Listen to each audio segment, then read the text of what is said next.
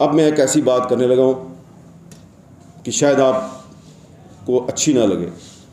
आप मतीउल्लाह जान वाली रिपोर्ट जो है वो जारी कर दें, उसके बाद आप एक नई कमेटी बनाएं, उसमें आप मतीउल्लाह जान को भी डाल दें और मुझे भी डाल दें। हम आपको बताएंगे कि अरशद शरीफ को किसने कत्ल करवाया। एक कातिल का तो हमें हमेशा से पता है, कातिल का हमें हमेशा से पता है, हम उसका नाम भी लेते हैं लेकिन उसके पास उसके खिलाफ सबूत नहीं होता। बाजवे के एसेट्स को तश-तश-बाम किया है, वो बंदा ठीक ही होएगा। फिर मैंने कॉलम लिख दिया, तो फिर असल फ़ोन आने शुरू हुए। असल वाले आप समझते हैं ना।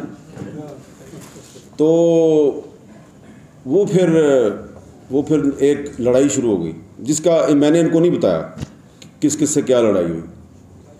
तो उन्होंने मुझे एक बात कही, उन्होंने कहा जनाब आप असद तूर को भी इतना नहीं जानते थे, आपने तकरीर कर दी और बाद में फंस गए थे।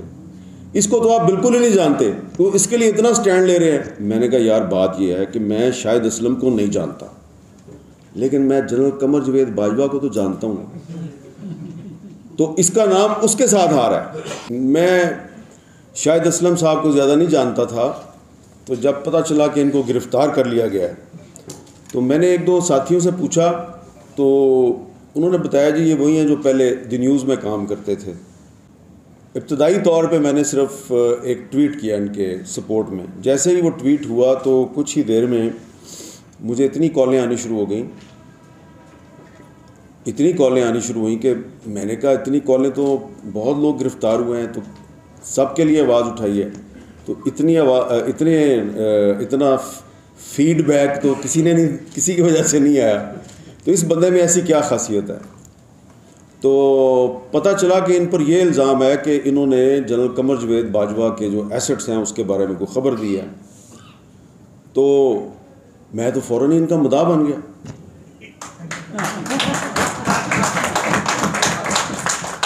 तो मैं इनसे उस वक्त तक मिला नहीं था, लेकिन फिर जब मैंने अपने तौर पे पता किया, इधर से पूछा उधर से पूछा, थोड़ी सी इन्वेस्टिगेशन की, कंफर्म नहीं हो रहा था कि ख़बर इन्होंने दी है या नहीं दी। और मैंने सोचा यार ख़बर दी है या नहीं दी, लेकिन नाम तो आ रहा है ना इसका कि इसने बाजवे के एसेट्स को तश-तश-बाम किया है, वो बंदा ठीक ही होएगा। उसके बाद फिर एक जगह पे मैंने ज़िक्र कर दिया, कहीं पे कोई फंक्शन था, तो मुझे एक मिनिस्टर साहब ने कॉल की, और वो बड़े जनाब मेरे साथ मेरी उनसे बड़ी पुरानी शनासाई है। तो उन्होंने मुझे अपनी तरफ से समझाने की कोशिश की और बता रहे हैं कि जनाब ये उस चैनल से इसका ताल्लुक़ है जिस चैनल ने आप पे ये इल्ज़ाम लगाया और आप पे तौहीन रिसालत का इल्ज़ाम भी लगाया। मैंने कहा हाँ ये मुझे पता है। तो उन्होंने कहा जी ये बंदा ठीक नहीं है। मैंने कहा यार चले आपको चैनल की पॉलिसी से इख्तिलाफ हो सकता है, मुझे भी हो सकता है, लेकिन बंदा जो है आप ये देखें उस पर इल्ज़ाम कितना ज़बरदस्त और ख़ूबसूरत इल्ज़ाम है। तो वो मिनिस्टर साहब ने कहा अच्छा मैं थोड़ी देर बाद फ़ोन करूँगा। फ़ोन बंद कर दिया उन्होंने।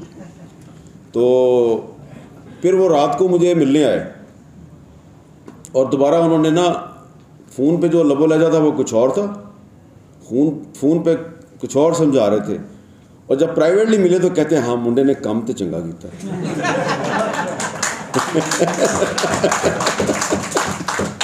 तो मैंने कहा यार आपसे बड़ी मेहरबानी, आपसे बड़ी मुअद्दबाना गुजारिश है कि अपनी ये मुनाफिकत ख़त्म कर दें। मैं कहा मैं तो उसको जानता ही नहीं, और मुझे अभी तक ये कंफर्म नहीं हो रहा कि ख़बर उसने दी है या नहीं दी, क्योंकि वो अहमद नूरानी जो है वो भी बार बार अनाउंसमेंट कर रहे हैं कि इसने मुझे कोई डिटेल नहीं दी। तो लेकिन ये है कि मैंने अपनी कम्युनिटी के जो लोग हैं उनका जो फीडबैक है उसको सामने रख के अंदाज़ा लगाया कि ये अच्छा आदमी है, सही है। फिर मैंने कॉलम लिख दिया, तो फिर असल फ़ोन आने शुरू हुए। असल वाले आप समझते हैं ना। तो वो फिर एक लड़ाई शुरू हो गई, जिसका मैंने इनको नहीं बताया किस किस से क्या लड़ाई हुई।